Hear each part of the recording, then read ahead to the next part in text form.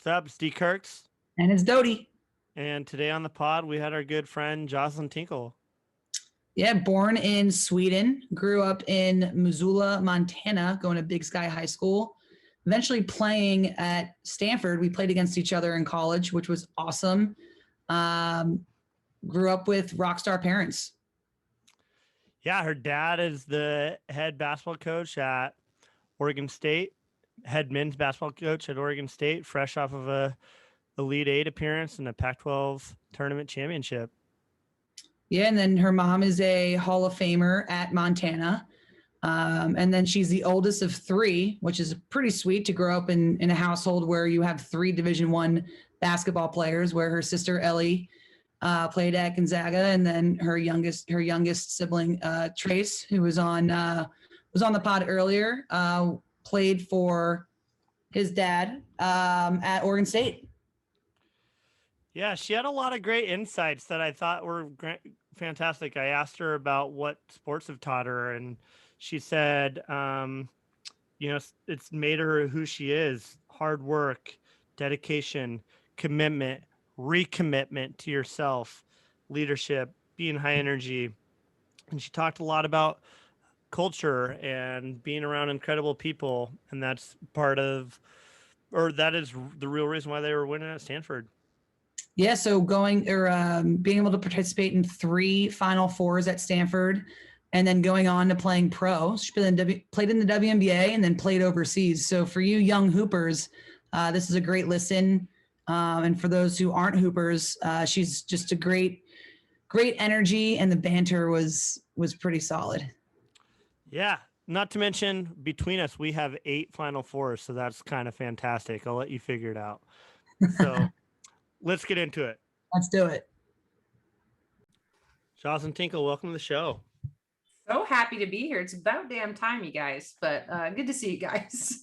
Great to see you. What are you sipping on? You guys, you know me. I just finished a cleanse, so just got my Spindrift key lime soda water. Nothing exciting. Sorry. Nice ice cubes. A little mason jar, a little, What are you guys drinking? That's good. On. Yeah, Kirk, what are you drinking? Got some Clutch coffee. Long day. Got a little Clutch coffee fired up in the mug, Just got to rep it. Twins, look at you guys. You must have planned that or something, huh? So clutch. Got to keep the sponsor happy. I love this. Is way past due. We should just talk about that right out of the gate. What do you think, Doty? Like, why is this, Jaws? Why is this way past due? Well, you guys, here I see one day I'm scrolling on Instagram and I'm like, whoa.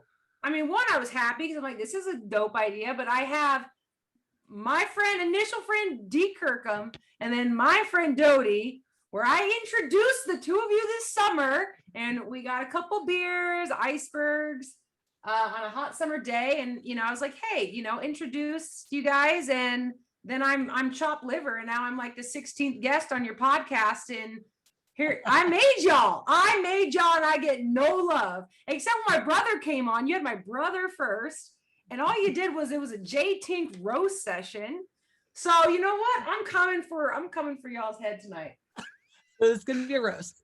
I mean, Trace, episode 3. If you haven't listened, check it out. This is Trace's sister, oldest sister. There are 2 of them. He is my brother. Solid family. Gosh, I don't think we've even talked about the night we met, Doty. Have we talked about that on the pod at all? Like, I don't think we've talked about it to anybody. Probably not. No. So from my experience, I remember, Jaws, you were like, oh, do you want to come get icebergs? Me and my friend at Bunk Bar, shout out. And I was yeah, let's do it. And I roll up and it was Doty. And it was just match made in heaven. It for was. all of us. It was Dubs fun. there too. We had to keep rolling the party. That we even brought it to my house, and then whole other Pandora's box open when we had to throw on the 2010 UConn Stanford game that was playing on ESPN. And so Doty and I had to do, our trash talking, and because it was the one year we got them. And explain. But did you get us? But did you? Yeah, we beat you that. Okay, year. so for the listeners here, Tink played for Stanford Cardinal. Congratulations to the national championship team this year. Oh yeah, go Card. Go Card. So what, you're a year younger than me? I think so. 09 to 13 was my time. Oh, perfect. Yeah, I was We 08 to graduated the 13. same year, but Yeah, so we played in the 2010 national championship against each other. So go check that out. You'll notice Joz is wearing a bow in her hair. You learned that tonight. Hold on. Let me tell the viewers the significance of the bow. Yeah, why does the bow matter? Well, I was okay. So that was my freshman year. So this is 09. Here I am as this, itty bitty, well, not so itty bitty, but young little pup freshman. And there was like the women's basketball powerhouses when I was getting recruited. It was Stanford, it was UConn, it was Tennessee.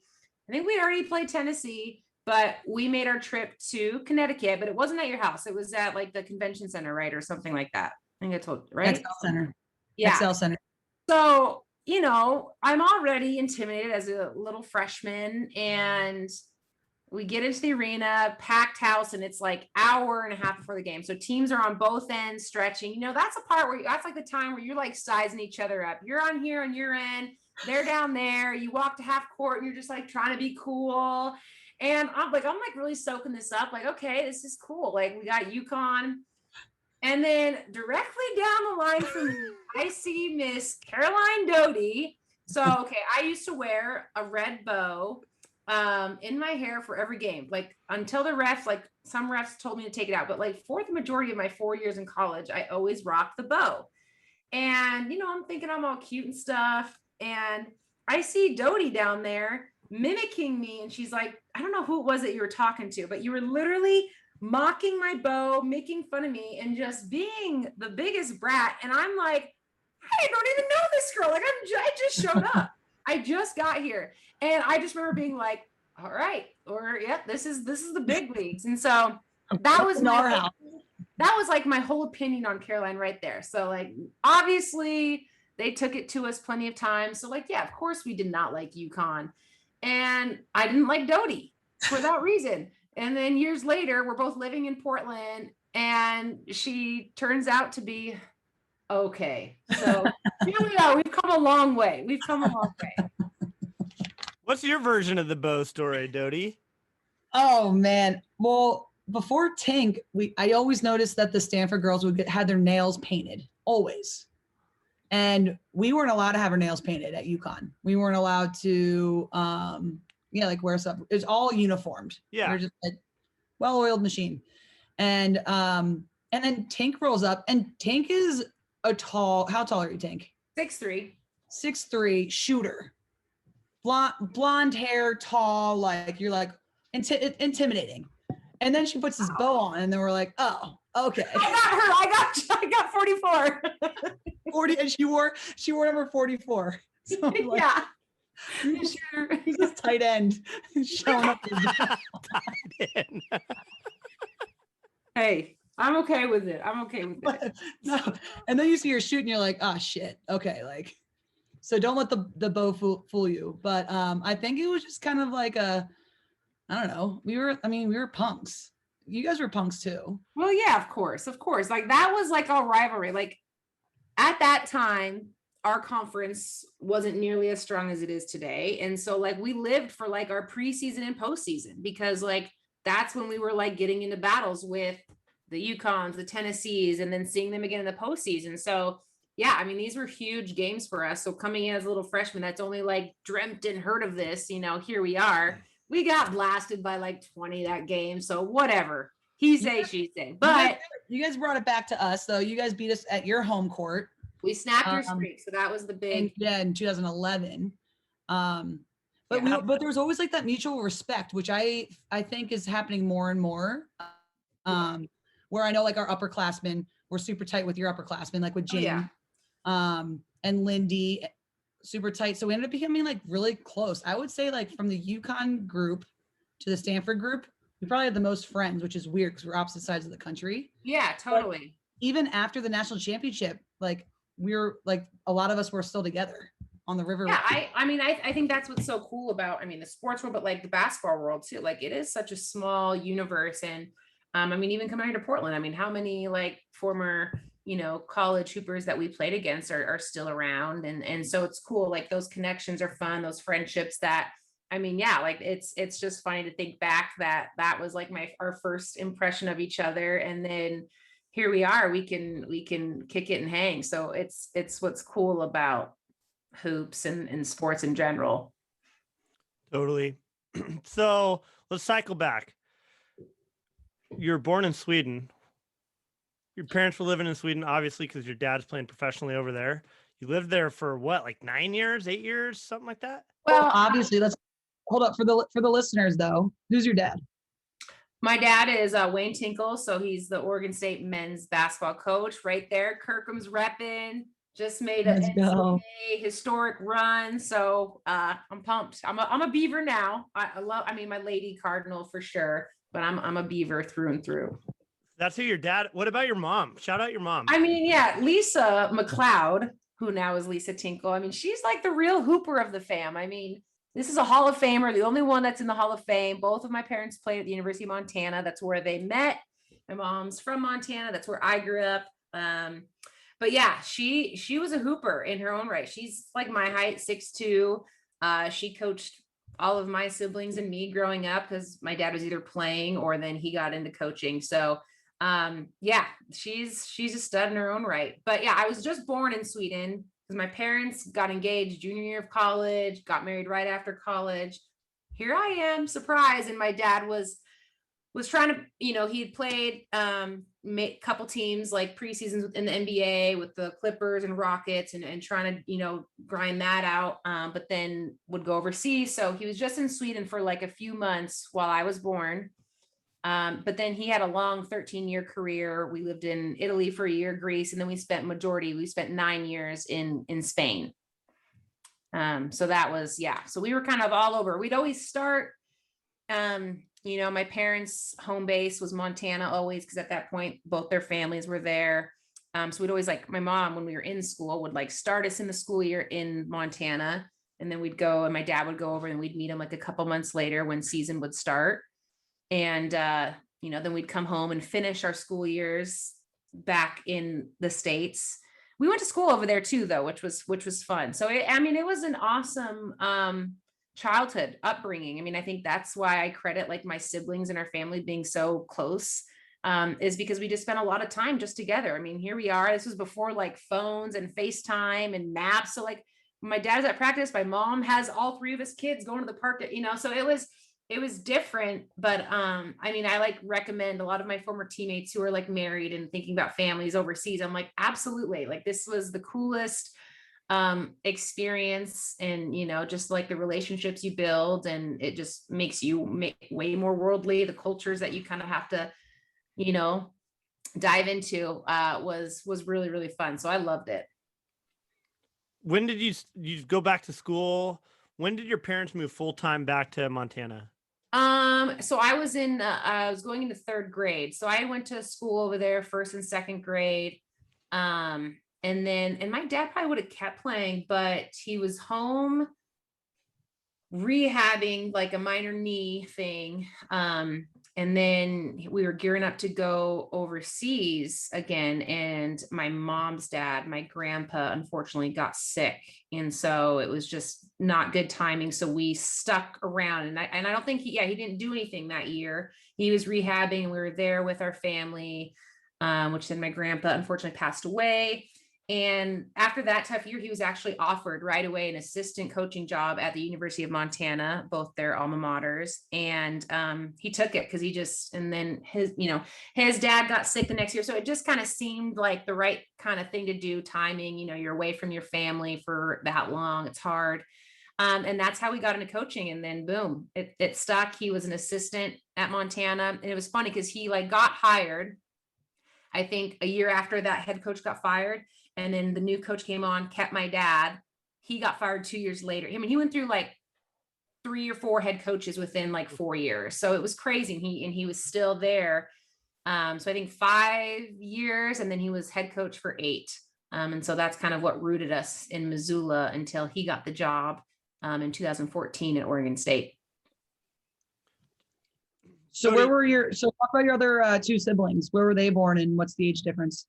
Yeah, I'm the oldest. My sister Ellie, we're all like 2.5 years apart, 3 grades. And so she's the middle child. My younger brother Trace, he's 5 years younger than me.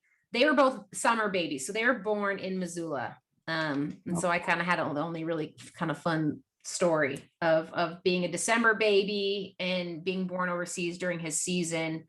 But I can't get citizenship. I've tried, like, it kind of stinks. They have like, Sweden has a weird rule that, when I was like playing pro, like I was trying to get my citizenship, dual citizenship, but they have a weird like rule that your parents have to be born there for you to get it. And then they also, because I had my, experience with USA basketball at that point, they were like, you can't. So kind of stinks, but, still, I don't remember. It would be fun to go visit, but yeah, they were both born in Missoula.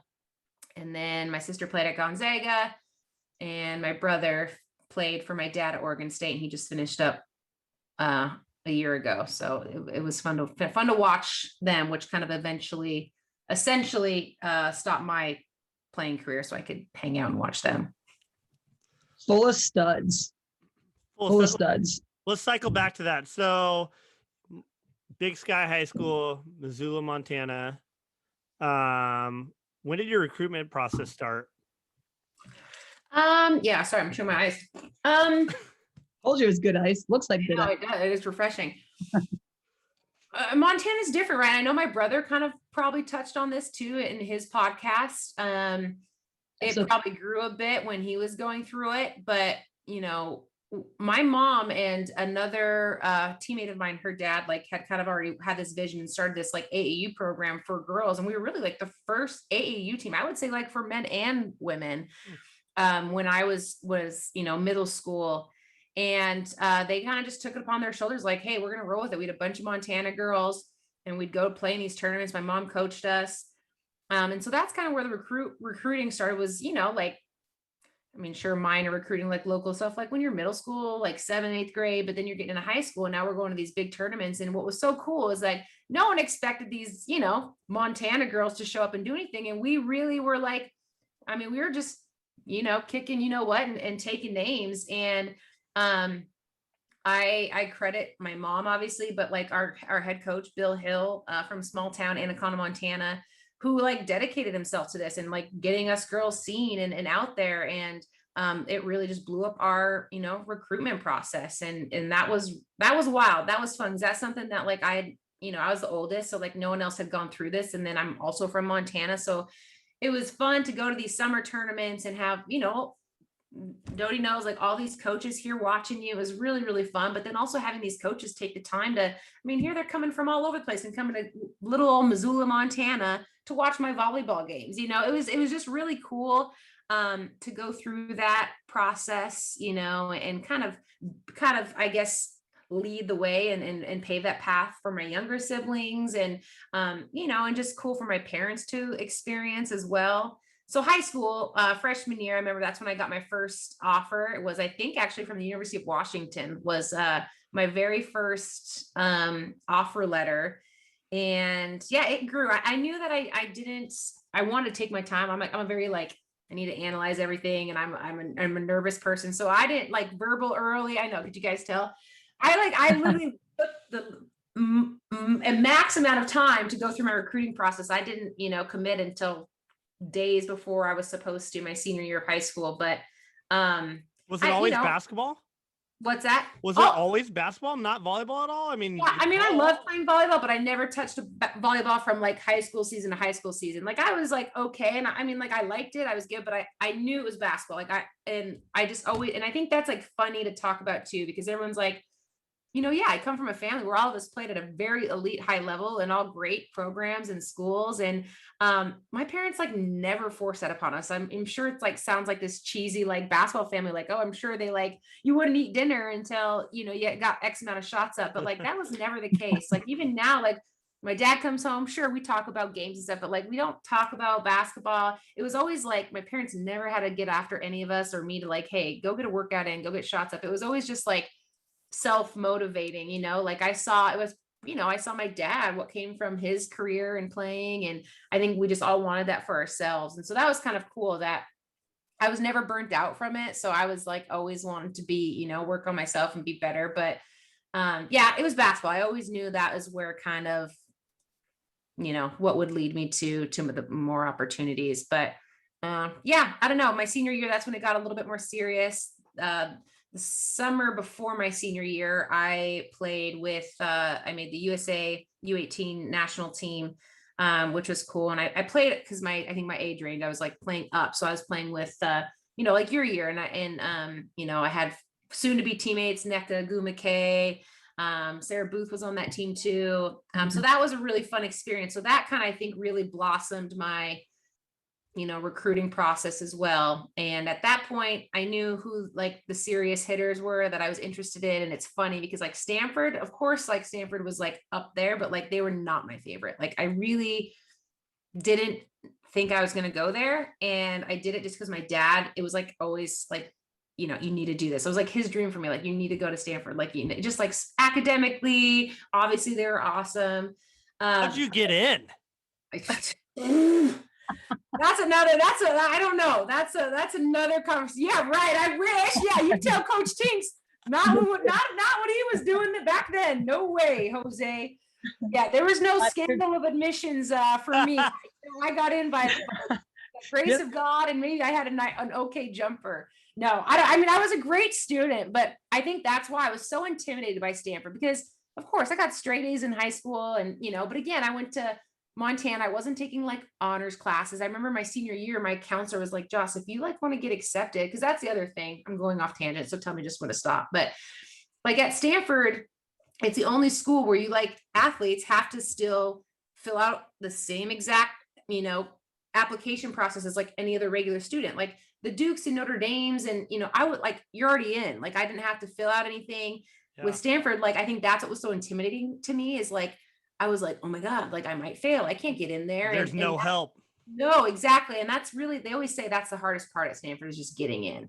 I mean, I think like Reggie Bush was not, I don't know what their process is, but yeah, my counselor was like, you need to take like an AP class. And I was like, what? Like they were like, AP English. And first of all, I was like never a writer. I ended up being a Soc major. So like you come a long way, but it was like AP English. And so I took like 2 AP math classes because I was like, I was so scared of that. But anyways, I found out late that I was accepted my senior year. And actually at that point, I was dead set on Oklahoma. I took all 5 of my visits by myself. My parents, that was like a big thing. They were like, you're going on these visits by yourself. Cause like, they knew I always asked for everyone's like opinion and input. And they're like, this is your decision. And I mean, Oklahoma had a great program. I was super tight with their staff. Sherry Cole. And my final 5 were like Duke. I went to Texas, and actually Andy Landers at Georgia I loved. And then University of Montana, I hold near and dear to my heart because I grew up in that program. And so, I talked to them for a long while, but at the end of the day, it was like, how can someone turn down Stanford University, playing for an elite team, but, getting a couple degrees from one of the best institutions in the world. So, I mean, that's a sense, but what did it for me was I went to all these other schools and I was like, it's Oklahoma. I love Oklahoma. I went to Norman. It was just fun. Stanford was my last visit. And I'm like, okay, Dad, this is for you. And Tara Vanderveer and Amy Tucker, her head associate at the time that recruited me, picked me up in this cute little car. We're driving down the 101. We come into Palm Drive and I'm like, holy shit. Like, how can I not say yes to this? Like, I'm in heaven. Sunny, it's beautiful, and I'm just like, this is incredible. And we ended up having a great trip. And so once I found out I was accepted, I was like, I have to go here. So that was kind of all of my recruiting process in a nutshell. A long one. How many Final Fours did you play in while you were at Stanford? I played in 3 Final Fours and 1 national championship game against yours truly. And yeah, we never won it, obviously. I think in my total, I mean, I'm sure you probably have like the same, probably better count record, but in the course of my 4 years, and this is like preseason through conference through postseason, I lost a total of 9 games, and I think 4 of them were to you. I mean, honestly, because we always played you in the preseason, and usually like in the yeah. we played you in the national championship game my freshman year. Sophomore year, we lost to A&M, who went on to win it that year. That's right, because we were supposed to play in the national championship game. We lost to Notre Dame in the And final. I think that was like our best we had I thought we had like the best chance that year. We had a great team. Junior year, we lost to Baylor in the Final Four in Denver, and then senior year it was tough. We lost a really tough one. That was an ugly game to Georgia in the Elite Eight, so we didn't go to the Final Four. But yeah, I mean, and I only lost 1 conference game like my whole 4 years. That was my senior year to Cal. That was kind of on their rise of their program. Wow. So yeah, pretty crazy. And I mean, yeah, a lot of them came to the Doty, how many Final Fours did you play in? 4. 5, yeah. So between us, we have 8 Final Fours. Love that. And 3 championships. Yeah, well, cheers to that. You got that one on your own there, till it's still sour. Too soon. I'm still sour about it. So you graduate, you got a social degree. I was a sociology communications double major. Ooh, double major. Define. Well, people have like, I don't even want to say it on camera. You got the athlete's degree, like, so like a lot of athletes did comm, right? Like as you should. So I was like, okay, like, cause then this is what I like to do. I do a little bit of sports broadcasting now. I also have a podcast. Shout out to the podcast. Yeah, I know. I'll have to have you guys on with NBC Sports Northwest, talking Beavers. So I always had a knack for that and kind of being on air and stuff, but I was like, okay, let me like make it a little tougher, like make me sound like a little cooler. And so I double dipped and also I fell in love with Soch, and that's when I kind of, was into reading and writing, and things kind of changed for me. So. I mean, from Stanford too, can't go wrong. Yeah, I mean, it was tough, but once you're there, they give you a lot of help, and it's nice, just like the resources they have, and it wasn't nearly as scary and as intimidating. I remember I failed like my first like math midterm, like my summer going into freshman year. I mean, I bawled. I had never gotten like a C on anything, and I like called home crying to my mom. I'm like, oh my God, I'm gonna get kicked off the team, like. And, but they were there to help me and prepare better the next time around. But, oh God, I was just like mortified. At what point in time did you think that you were going to be a professional basketball player? It's funny. I have like this, I was like kindergarten, I think. And it was like, put your picture on there. And what do you want to be when you grow up? My mom like sent it to me.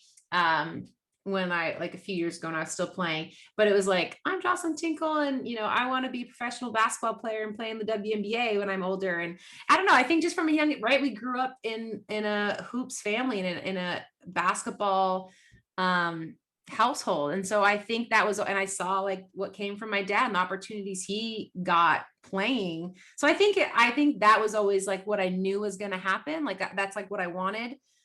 Even going through college, I knew I wanted to play basketball and give that a try. And so, yeah, that's I kind of always wanted that dream. So that's awesome. And you did it. So you graduate after playing 3 Final Fours. And then what was that process like after you graduated?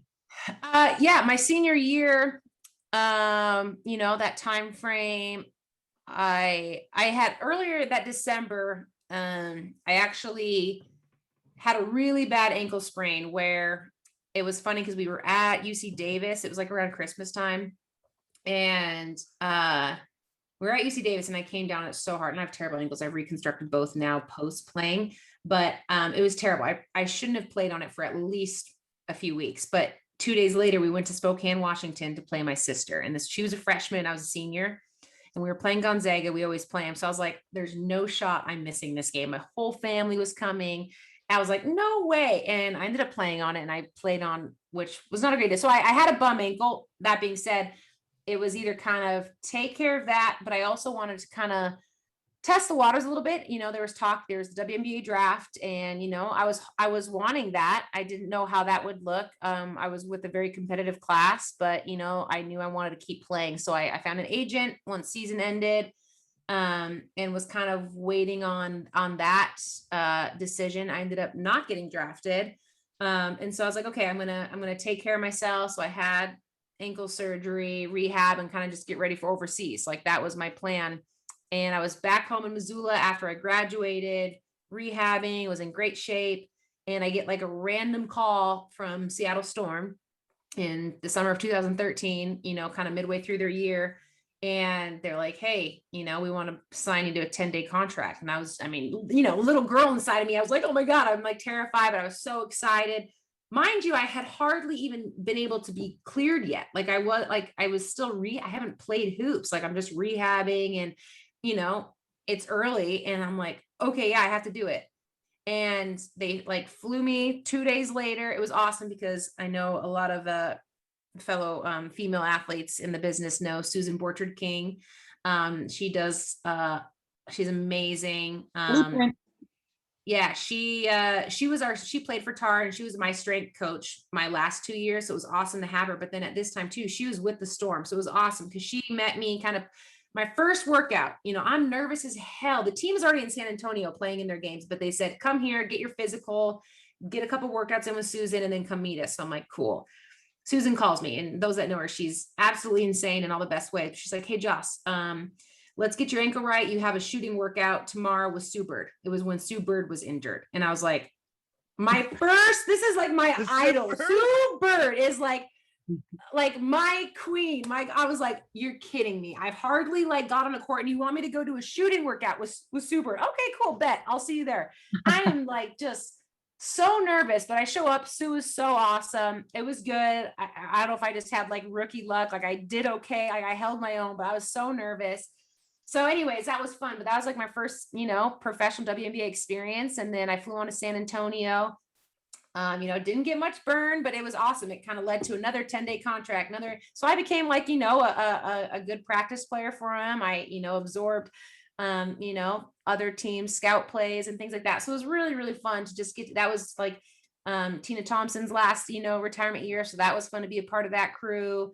Alicia Clark. And was Jane on San Antonio when you played? Yeah. So that was fun. I got to hang out with Jane, my former teammate, who helped kind of just calm my nerves for that I walk in and that's when, you're a professional, I walk in and no one knows me from, Adam, and I'm sitting there watching film, not knowing anything that's going on. And you have this range of girls that are young and those have been around for a while, these vets, and it was crazy. But yeah, I just, kept my mouth shut, worked hard, did what they want. And I ended up being there for, the remainder of their season, which was really fun, living in Seattle, and then went on to overseas. So I went to Hungary my first year, played in the EuroLeague, which was awesome. Played with Courtney Vandersloot, who's one of my good buddies now. So that was fun to play with a point guard like her my first year. Played against Ekaterinburg when Sue, Diana, Candace Parker were all there, along with their domestic players who were amazing. And we got boat raced by 67 points. It was insane. But it was so cool. It was one of my fondest basketball memories. Is, Candace was guarding me for the most part. I mean, they killed us. Our team was not that good, but I think I had one of the best games of my life. I had 26, and at the end of the game, right, we're getting killed, but I'm still just kind of just getting mine. I have Diana Taurasi on the side of Candace. Yeah, Jade Tink. And I'm just oh my God, they're cheering for me. It was another little girl moment where I'm this is so cool, but play it cool, Joss, play it cool. But yeah, that was my first year. It was tough. It's those that know, it's not as glamorous as you think over there. It's a grind. You're not over there vacationing. And, as a little Montana girl that is as close to her family as she is, it was hard, but came back. At that point, my dad got the job. So I'd always come off season in Oregon, went to Turkey the next year, which was a fun job, but again, another tough place to live and be. And then finished my career in Australia, which was incredible. I loved living in Sydney and kind of getting a little bit different experience, playing with, the familiarness of no language barrier and things like that, getting some beach time, having a really nice tan all year round. It was awesome. So how long did you play in the WNBA? So that 13 summer, and then I came back from Hungary. and I got invited back to training camp, and then, got cut a week, 2 into it, and came home. I was hurt. Like, they moved me into an apartment. And so I was like, okay, cool. But it was tough. I mean, it's a cutthroat thing, and it's very competitive. And I got, I was sent home to Missoula, and I had a couple different opportunities to go to different training camps. And I think at that point is when I think that first year overseas, I was like, I know basketball doesn't want to, like, that's not what I want to do as a career. Like, so I kept it just overseas. I didn't want to kind of keep trying to play and grind WNBA. And well, that's tough too. So for the listeners, WNBA season is during the summer. Right? How many months? Like four yeah, 4 or 5. And then you go overseas during the winter time, which is brutal too. So there's no off season. Yeah. And in order to do that is to get paid, which is brutal. Where, I mean, that's just a whole nother topic that we can get into. So how long did you play overseas then for? How long was that? 3 years. Yep. 2013 when I graduated to 16. And I could have gone back to Australia. They had asked, and I thought about it. But at that point, my sister and brother were playing in their, collegiate careers. And I just felt like I was missing out on a lot. I kind of wanted that stability of not moving and going, every year, which stinks because, like, I still love the game. I still love playing, but you get over there and, like, come month 2, I was like, I'm ready to be home. And so, that's kind of what hung it up for me. And I moved to Portland in 2016 and got into the corporate world and real world. And here we are, but it's fun because I've still remained to be so involved with the game, which has been awesome through my dad and through my siblings. What would you say is the biggest, what's the biggest difference between playing college and then playing pro, whether that's in the WNBA or overseas? If I could, like, give advice to any current college athlete, I would say be there as long as you can. Like, I know, unless maybe you're making millions, at that next level, but there's nothing like college hoops. I mean, the camaraderie of it. I mean, you're every day grinding. I mean, you hate it then, but you're with, like, your best friends and your lifelong friends. I mean, it's just different. It seems just more of like a business when, that's your livelihood now. You're getting paid for it. It's cutthroat.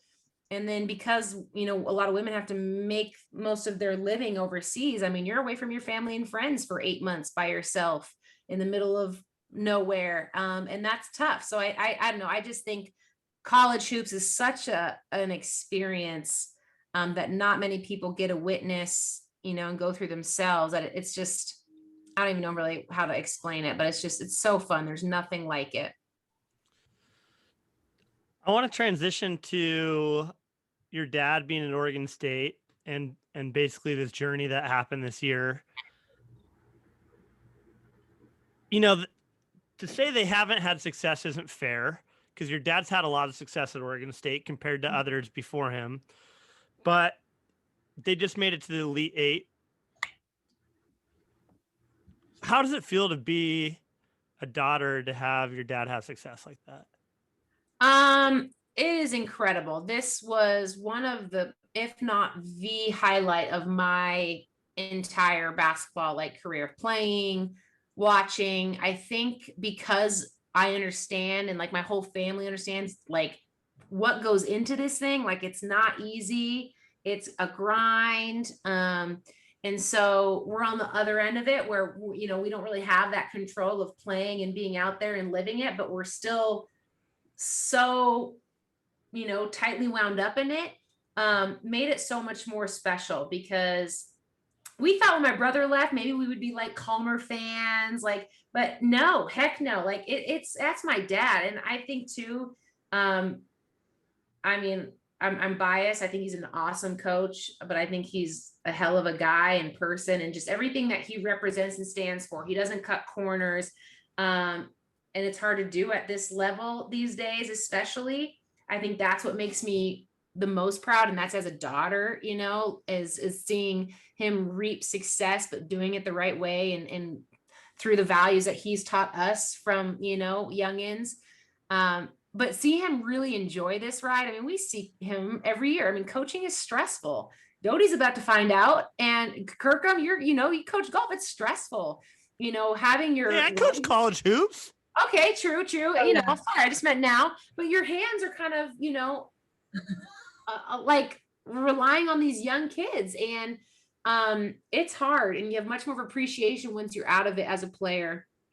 And I'm so pumped for him and his team. I mean, they deserved it from where they started this year too, and just given the year that we all have had, they really just grew together and they enjoyed each other. They bought in, so it was really fun to see it come like full circle into fruition and see it pay off for them. And I mean, just seeing my dad smiling in end of March, you know, almost April, like it was insane. It was so cool because again, we had the luxury of like Doty, that was like what was expected every year of us. You know, we got there every year, and so we knew. But like now that I'm watching from this, like it is so hard to get there every year, and especially on the men's side. So to see him, you know, get the first ever Pac-12 championship to school history, I mean, that was insane. Whoop whoop. But that being said, then we kept winning, and it was just like holy smokes. We're going to C16, we're going to the Elite Eight, and you know, him getting the respect finally that he deserves, because they have done some awesome things, you know, since he's even been here 7 years ago.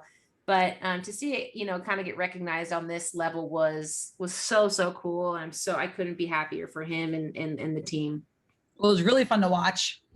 I'm now a Beaver fan. I love it. I know. I got a couple of you guys on board, and I love it. Beaver believers, baby. I'm not ever going to say I'm a Beaver fan, but, you know, I really support Wayne and everything that he's done. We'll take it. We appreciate that. I mean, hey, you're rocking his shirt. Shout out to you for even hooking us up. Daniel Kirkham and his business hooked us up with some fun custom shirts for the tournament. And we appreciate it because it was a hit. I mean, everyone was asking, like, tweet. I get people ask constantly, like, hey, can I buy those? I'm like, no. People were tweeting me like, hey, can I buy that shirt? And I'm like, well, no. I do need your dad to probably sign this with like a silver Sharpie though. Yeah, there you go. It was all over social media. I think it hit like ESPN. Yes, it totally it shrunk and became like 2 sizes too small. I know. He like, well, that's what was so cool is we gave it to him because, again, we'll make it quick, but his initials, those are his dad's initials too. And so the Loyola Chicago game is what we made those for, because my dad grew up in Chicago,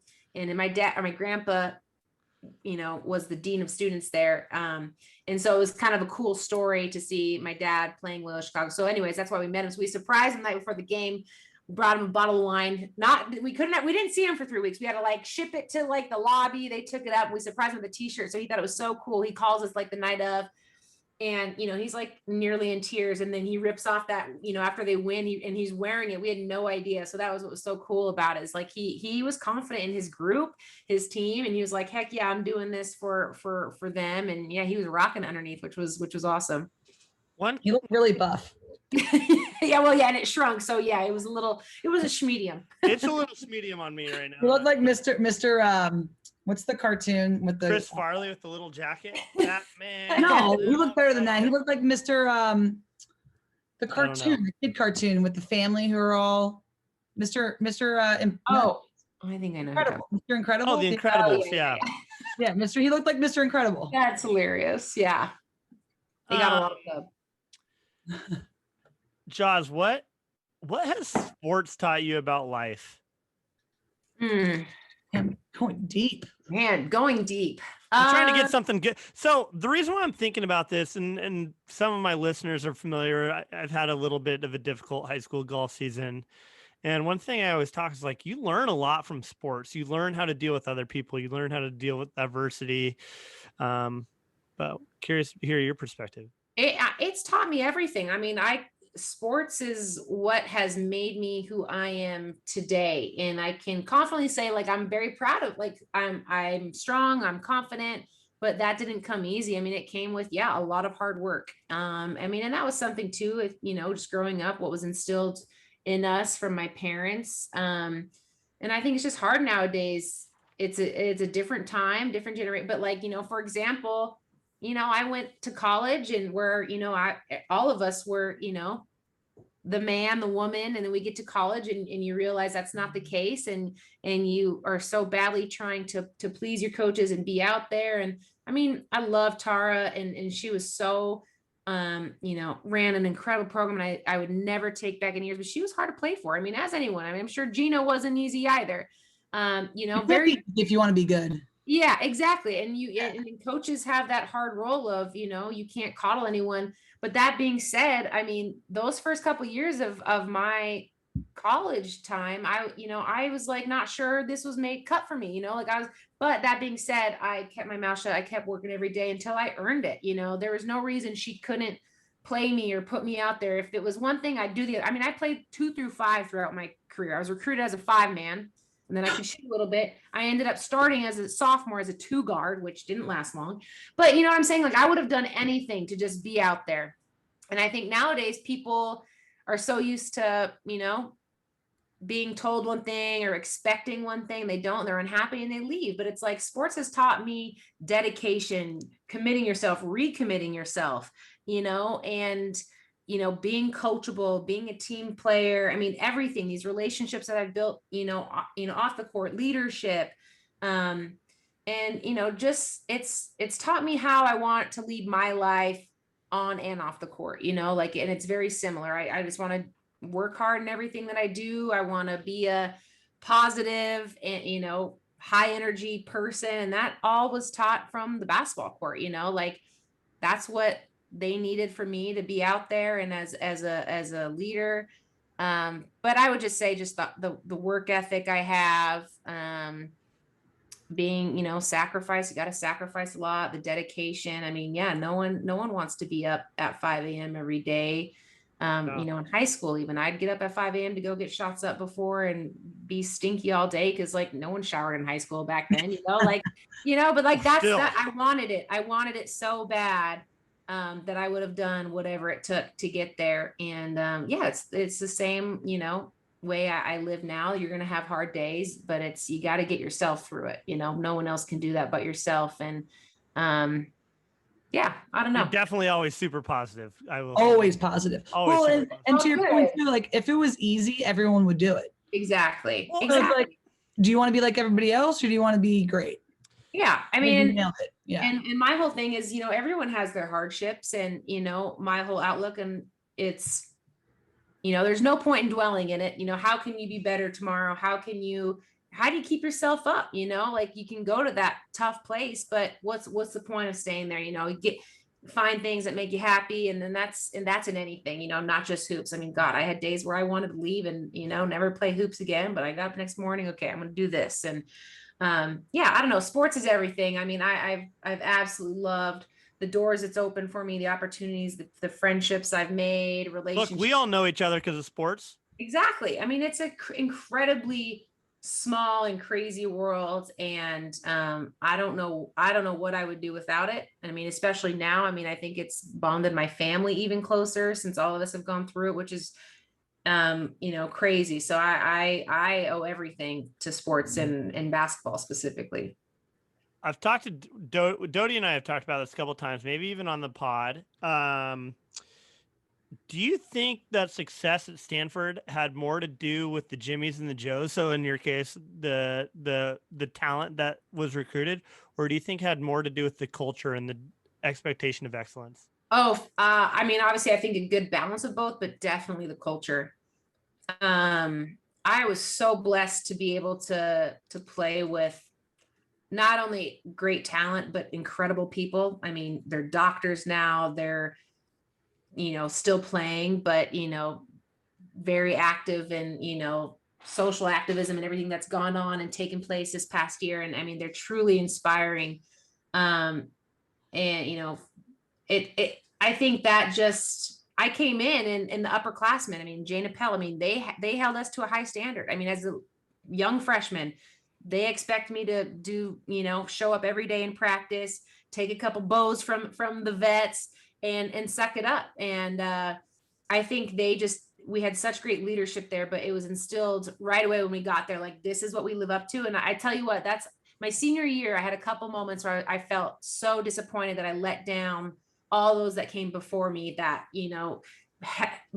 put that standard is that was our thing. We always protected Maples. We never lost at home. We never lost a conference game. My senior year, was our only loss in Maples was against Cal, and it was a conference game. We had played them like the week before, we beat them, and then they came to our place and we lost. But I just remember feeling so bad and so sorry for, that's what we were expected of every year is we don't do this. And so it hurts. But I mean, I think because of that, that's how you create success. That's how you build a program, is like you absolutely demand so much from them, and you don't accept anything else. But it also attracts those people that are willing to fight for it, that want to get there, that want to live up to that expectation, because it's going to weed out those that don't pretty quickly. And you kind of see those. I mean, you get that everywhere in every program, but great talent. Tara's a hell of a recruiter. But she also, I mean, she ate, slept and breathed basketball. And she expected all of us to do the same. And we did. We bought in because we loved it. And once you get to that point, you love winning. I mean, why wouldn't you? Why would you want to stoop down to that level? Oh, yeah, definitely. Love That's like winning. Love winning. Love winning. somebody explained it to me one time. Like, do you think practice is supposed to be fun? No, it's fun winning. Winning's fun. I was just going to say, that's Tara, like one of Tara's famous quotes. We always say Tara isn't, and we'd always complain, you want to have fun? I can hear like Tara's like voice. You want to have fun? Try winning. That's fun. Yeah. She'd always say like, the S on your shirt isn't for stupid. I mean, it was just funny. We have all these little things that like stick with us forever. But yeah, exactly. Like winning was fun. And we were so used to like going to the Final Four every year, but like it was hard work. It didn't just like come easy. But we knew what it took every year to get there, and we were willing to do whatever it took to do it. So, gosh, I got to stop saying so. Everybody always hits me in my DMs. Everyone always has those little things. I know. I want to talk about Bandon. Give me some. Oh, our friendships. So you guys, You mean now our post basketball, like a real good sports, our real good times. Golfers now. So that's funny. When Kirk and I were talking about this, and I was like, right now we're just big kids hanging out. We really are. You think we're adults? Oh, someone wants to come in. No, I mean, like at no point in time when we hang out are we being adults, like we're just out golfing. Jaws eats shit on the stairs. And rather than, I texted her the other night, like rather than like saying like, oh, are you okay? My initial instinct was to laugh. And your initial instinct was, dang it, I didn't film that. Damn, I didn't have my camera out. Oh, thanks. Sorry. Here. Yeah, it's fine. I'm used to it. I'm quite clumsy. I'm not gonna lie. It was a rainy day. There was some slippery moss, but yeah, I gotta be careful. I might not be playing hoops anymore, but I gotta make sure my golf game is on point. So I can't be getting hurt out there. Hot girl summer too. Hot girl summer. I want to seriously. Bandon. Let's dive. We went to Bandon. The first day at Sheep Ranch, it was like 35 mile an hour sustained winds with like gusts of over 65. Poured down. Next day was Pacific Dunes, perfect weather. I just want to hear some stories. What do you think? What do you got? We always talk about it, and it like makes me so. It's like one of those things that like I love talking about, but also like makes me depressed because it was so much fun. I just want to do it again. But yeah, Kirkham, you planned we all got together too. That's how we bonded, the three of us, even though I wasn't included on the podcast trio, but whatever, that's for a different time. But we bonded over golf. Like Doty golfed. I love to golf. Kirkham's been like dying to like really get me into golf. And so we golfed a bunch last summer. We planned this trip. What you planned at Kirkham to go to Bandon. I've always heard things. It's like my dad's favorite place. He's a big golfer. So I was pumped. I was a little intimidated because I didn't really know what to expect. And you want to take. You're like, oh, Doty's joining. I'm like, oh, Doty's good. Okay, good. I'm fine. No, not the case. So we road trip down, another funny thing is, I had to like take my dog and drive with my parents. And so I'm thinking I'm going to drive by myself. Like, oh, I'll meet you guys down there. And Kirkham's like, he texted me separate. I don't know if you know this, Doty. He's like, Joss, it would be like a really big deal if like we could road trip together. That's like half the fun. And like, he was right. But I was like, dang, Kirkham, okay. Like getting all sensey on me. But I'm so glad I did because it was so fun. I love road trips. We cruise down there a few hours, show up right away. And it is just pouring rain. I mean, I'm like, we're really about to golf in this. But like what Kirkham didn't know, Doty, is like, come on, we're some down, what? Time out. I got to tell the story. He kept checking in on us too. Did you notice that? Did you notice he kept checking in on us? Be like, are you sure you guys are good? Yeah. You guys good to keep going? And we're like, hell yeah, this is awesome. Fast forward to this past Saturday, like we're going out to brunch and I text you guys like, it's supposed to rain. Like what are you sure? Do you want to play golf? And JT, I even talked to you about this separately, like Doty, like you this is such a homie. You're like Tink had "Oh, the best response ever. yeah, you're like, of course we're, like we're gonna be at the club already for breakfast. Might as well play, like even if it's raining. I love Exactly. that. Exactly. I mean that's the kind of people I like. Honestly, whenever I talk about like Doty, Doty was supposed to come to my 30th birthday party with like a bunch of like my friends and family. She didn't know, but she's like that person that's like always down, and like those are the people, like that's who I am. Like I like go with the phone. Same with Kirkham. That's why I was cool, like bringing Kirkham to dinner with Doty that night and introducing you two. I'm like, Kirkham's the best. Like he can just like be friends with anyone, and that's why I love you guys. And like, yeah, it's like made this like awesome friendship between all of us. I don't know where we were going with that, but I just Bandon. We're talking about Bandon. Oh yeah, I Bandon. know, but yeah, it was just fun. Like those are my kind of people. Like obviously no one really wants to golf in 60-mile-per-hour winds, downpour for 18 holes. Like that's not really that fun. But like it matters with the people you're with. Like 100%. it was so fun. Like I mean, we're just out there. First hole, I fall again. Imagine that. I fall because a gust of wind comes and I like get tripped up on my cart, and I hadn't even had any, like we haven't been drinking yet. Like we got post beers, but I mean, it was just like so silly, but we shank one and we're laughing. Kirkham doesn't shank one. So we're like, okay, we got to step it up. But it was just, Kendra doesn't shank one either. Are you kidding me? Well, yeah, of course not. Kendra's like the goat. But it was just fun. And we all got cool, like, we got a little log cabin and we all got dinner and played cards all night and woke up to like the most perfect round of golf you could ever imagine. So it was really fun to just get two extremes. And I mean, this is like one of the best trips I've been on. And I'm not gonna lie, not like I was nervous, but I'm like, I'm going down here, spend a couple nights, like us four have never like hung like that, but like it was awesome. Like, I mean, that's what I mean. It's all about the people you're with that share the same energy and all good vibes. So it was one of the best trips I've ever been on, and I can't wait to go back. Now we have to go to Madison to play, or a fun round of golf. So I look forward to that. I'm working on it. Okay, good. Cody, what's your favorite memory about Bandon that included Jaws? Oh, I think I have two. One, Tink and I were on the side, and Kirk and Kendra, check out episode 1 for Kendra, the GOAT, unreal golfer. Goat. So you have Kirk and Kendra, whose balls happen to be like on the fairway right next to each other, and they bet each other who can get closer to the pin. Oh. Tink and I are sitting on the sidelines just giggling the entire time. I'm pretty sure we were just probably having our high noons. High noons were like, yeah, if you whoever gets closer. But and I think Kirk, you went first, and you were like right next to the pin, and then Kendra goes and she gets even closer. We're like, Tink and I look at each other. We're like, holy shit! Like, who are these people? You guys were like far out. You just had to be like we over had good 200 shots. We both had good shots, and Kendra looked at me right after, and she's like, I just need more pressure more often. Oh, that's all. So that was a good one. The other memory. I could give you one off the top of my. Do you know yours? I have so many. I know what you're going to say, Kirkham. I know what yours is. What are you going to say? What are you going to say? Kirkham, what's yours? Of it. Yeah. Oh, the nighttime. Flipped upside down against. We're dancing. We had a dance party.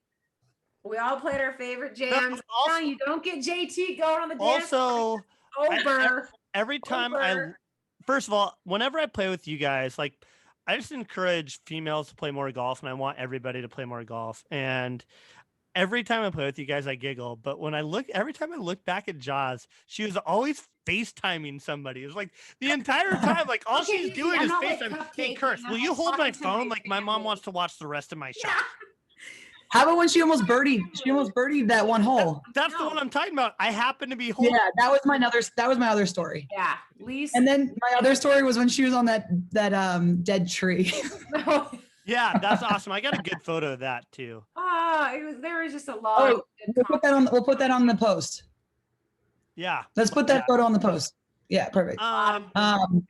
There's just so many different memories, and to your point, like that night we were playing cards, we ended up like learning a lot about each other, and like Tink's better than I am at golf. Kendra's better than Kirk at golf.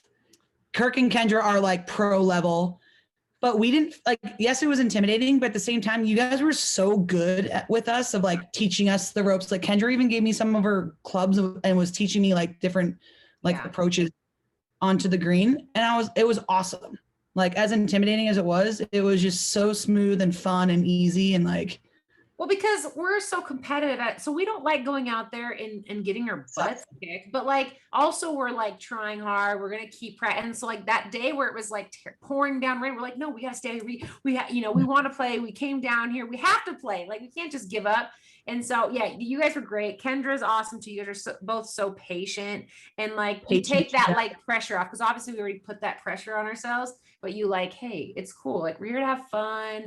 And, and that's, it definitely made the trip that much better for sure, Doty. Yeah. And then I just left the whole car ride home. Yeah. Well, about that. Not to mention Kirkham tried to fake hit someone at a gas station. That's my Kirkham story. Like literally, I almost like passed out. I was so nervous. You're sleeping, Doty. They went to go get candy. Oh, I remember that. Sitting in the car, and Kendra and him all planned it. So they come in the car, and Kirkham's windows down. And all of a sudden, he reverses and boom, like hits his hand. And like I swear, and then he was like, "Let's go." Oh and shit! I was like, what fell behind me? Yeah. Like, I honestly thought he hit someone. Oh god, it was the worst. That was the way to end the trip. But I do that a lot to trip, people. Hell of a couple days. We got out there in some rain again this weekend. It was good. It was fun. Always fun times. Always fun. Why is golf the greatest game on earth? Ooh. Golf is the greatest game on earth because I think even coming from like a former, like, competitive professional athlete, like it's a sport that you can play for the rest of your life, not too taxing on your body unless you fall like me. But I think cause it's such a mental game all while like, physical, like you got to be pretty athletic and you got to have some,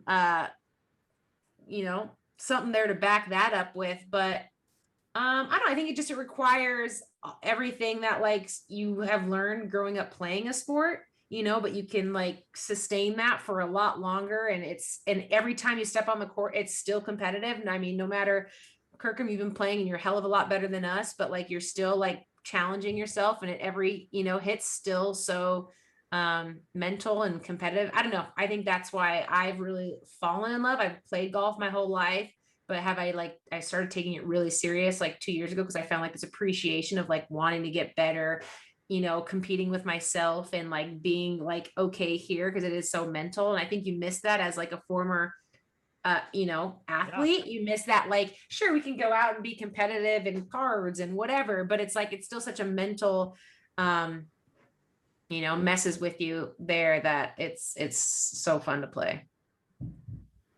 Good answer. I mean, good. I want you guys to play golf. Well, since you like competing, let's get into some competitive banter. Okay, I'm down. What do we got, Kirk?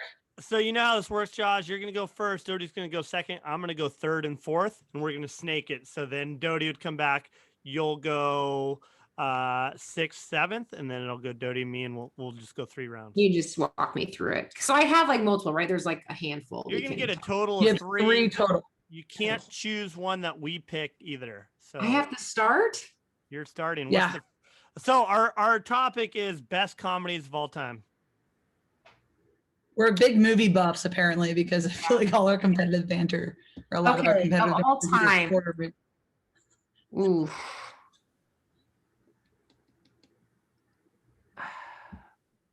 I have like a list that I'm thinking it's like all over the place. I think when I think of like all time, comedy movies, like I think nowadays, obviously, I think comedy's different nowadays. Like now it's kind of corny. You get your like kind of corny stuff. I'm going like more old school, like when I first, like it was still a little bit like inappropriate maybe to like Austin Powers. Like I love the Austin Is that Powers. your pick? I'm just trying to you can't brainstorm this. You can't all time. I get 3 other people's I'm picks. trying to brainstorm. This is like a lot of pressure. You're just one pick. Just the first one. You just got to kick it. Tommy Boy. Oh, good one.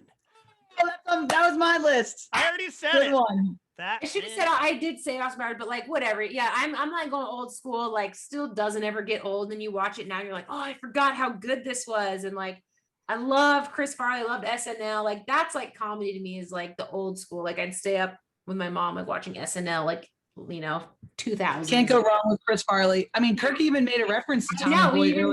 I think that too. Maybe that's why. That guy. Yeah. Okay. Richard, what's happening? You got that voice down really good. Yeah, I know. I told you it's one of my all times. That's a good one. Okay, good. I started this off pretty good. That is good. I like that. Strong. Doty, what do you got? That was a very solid choice. I got old school. Fuck, that was my first pick. Blue, you're my boy. Ooh, you're my boy, Blue. I think I just watched it last week. Watched it last week. It's like, yeah, old school is my all time. Do you think KFC's still open? I mean, everything from Frank the Tank to the wedding, the singers at the wedding, like you go to to like, oh my God, everything. You're like cheese. I mean, there's so many good. Yeah, I mean, there are so many one-liners. It's amazing. Yeah, I just love it. Anyway, all right. Kirkham. I mean, Kirkham, don't mess this up because we started off very strong. Well, I mean, I feel like I might get some hate on this, but you've played golf with me enough. You know what this movie is. It's Caddyshack. Caddyshack. Like I say, do drugs, Danny? Every day. Like that's like my trigger move for golf. So it has to be Caddyshack. Yep.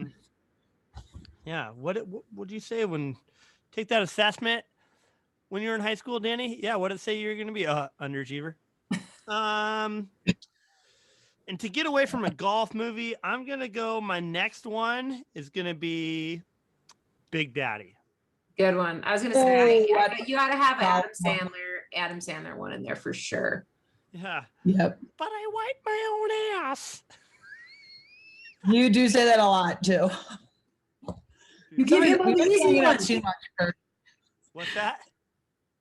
You might hang out too much. Yeah, we know all. Because you always says it. You always say it. Tommy Boy was on my list, so I can't use that one. So it's you gotta start scratching these off. What do you got, Doty? I'm gonna go with The Hangover. Classic. Yeah, good one. You guys are talking about all of mine, so I'm glad that like I made lists, but you're like mentioning them because look at my list. Oh wow! No, Doty, don't show us. You can't see. I don't have very good vision. Yeah, no, I can't. X-ray. I don't think you guys are ready for this one though. Is it mine or Doty still? No, it's you. Yours. You get 2 in a row here. Ooh, good. Okay. Mrs. Doubtfire. Oh, that's on my list too. That a girl. That's why we're friends. I mean, honestly, like, loved Robin Williams, and like that. Another was like a movie where it was like I was young when I watched it, but I shouldn't be like listening to some of those things. But it's so funny, and I mean, so good, brilliant. I love Robin Williams. It where piss off, Lou, and like all the one-liners, like. When he has the pie in his, Miss Doubtfire has the pie, and like, and someone comes around the corner, like that's like literally ingrained in my head all the time. That's Lives awesome. in my head rent free all the time. Like anytime I say like hello, like that's what I think of. I loved Miss Doubtfire, loved it. Yeah. Okay. Oh my God, that's brilliant. That's such a good one. Okay, you have another one. Oh, I want to say this one because it's a little more recent and it's like an absolute on like everyone's list, but I might just throw out another like one that like people wouldn't expect. I'm gonna go with Meet the Parents. Ben Stiller, love Ben Stiller. Meet the Fockers. That was I don't know. Good. I'm gonna banter here a little bit. Okay, it's a good one. Not great. But it's not Ben Stiller's best. You took an L right there. You're not gonna say Zoolander, are you? Oh, Blue Steel's a great one. Come on. Yeah. Or Dodgeball. Okay, Or wait. Time out. We can't go through honorable mentions right now. We have to keep going. But then we can banter. Yeah, of course, sure. Okay. Normally we can banter during it, but What about you can't throw out like all the different movies. Ben Stiller and Heavyweights, classic. dude, so are you sure you want Meet the Parents? No, she already picked it. We can't I already backtrack. picked it. Whatever, you guys make the Yeah. rules, but okay. Ben Stiller. Cody, what do you got? Let's hear what you Yeah, got. you failed on that one. You did for sure. That's a big L. What? But I mean, There's some good ones. I got nipples. Can you milk me?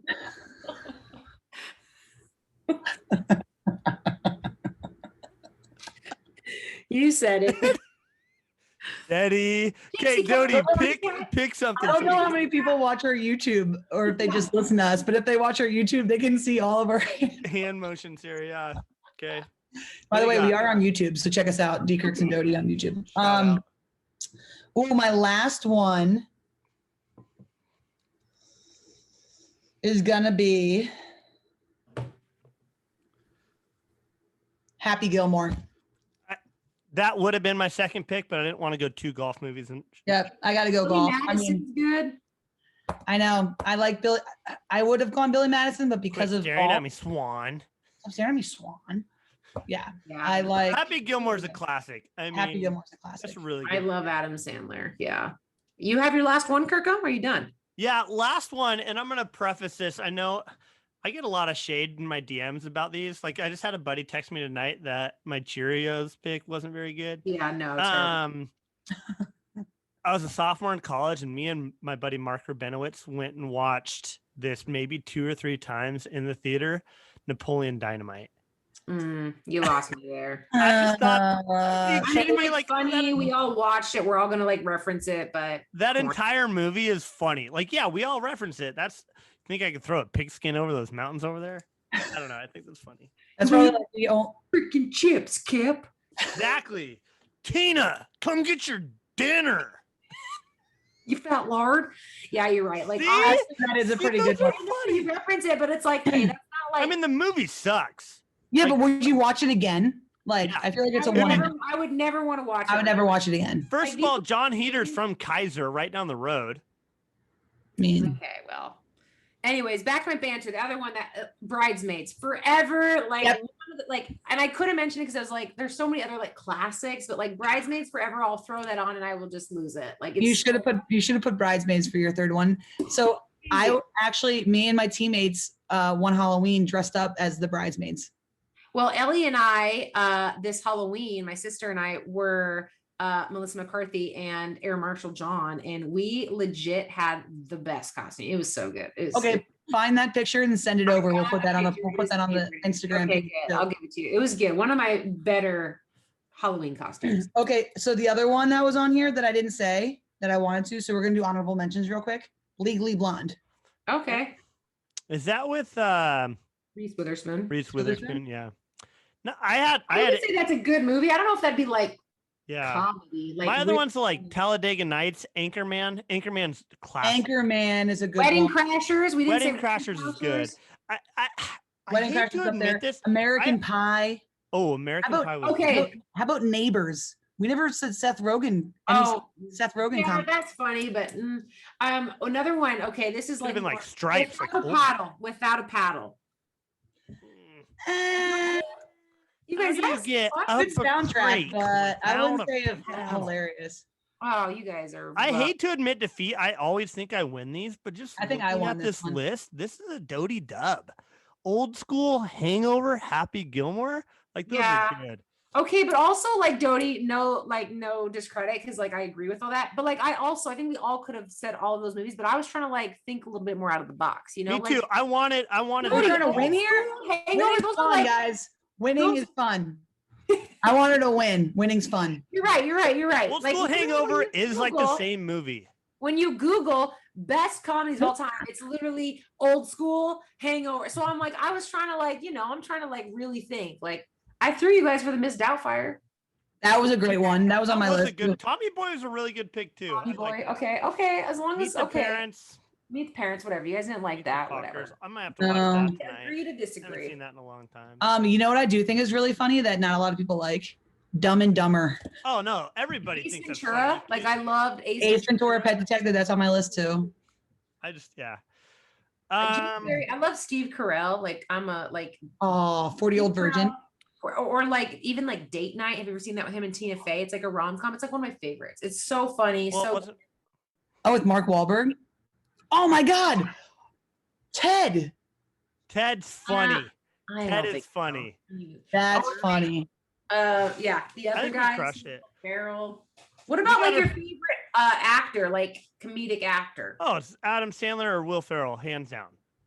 Yeah, I'll agree. Timeout. Actually, a couple years ago, I'm coaching a 5th grade team at the MAC, and all of a sudden Baggett rolls by and he's like, "Hey, Kirkham, like you might need to shut down your practice. You're gonna have some celebrities practicing behind you." I'm like, "Really? What?" He's like, "Yeah, Adam Sandler's playing a snitzer tonight, and they want to play 5-on-5 behind you." So sure as shit, right behind the net, like Adam Sandler and all his boys start playing 5-on-5 at the MAC club. And so he's a big basketball player. all we That's did sick. was That's a turn and great watch. story. And, I mean, this was probably 2 hours before his show. At the Wow, Fox. that's cool. It was cool. It's a good story. Very good. Yeah. He has that weird form. I just watched Grown Ups. Actually, just watched Grown Ups and Grown Ups 2 last night. Grown Ups is good. I like Grown. Just Go With It. I had that on my list with. I love Jen Aniston and him. So that's like my favorite, more recent Adam Sandler. Just Go With It. It's. We should go celebrity crushes next banter. Oh, that's a good one. Jennifer Aniston. Yeah, no, I mean for sure. Yeah. Okay, we need to wrap this up. So let's cheers this, and we can continue this conversation later. Sorry, I'm taking too long. Cheers. Cheers. Thanks. Cheers. Love y'all. Thanks for finally having me since I made this. I made y'all.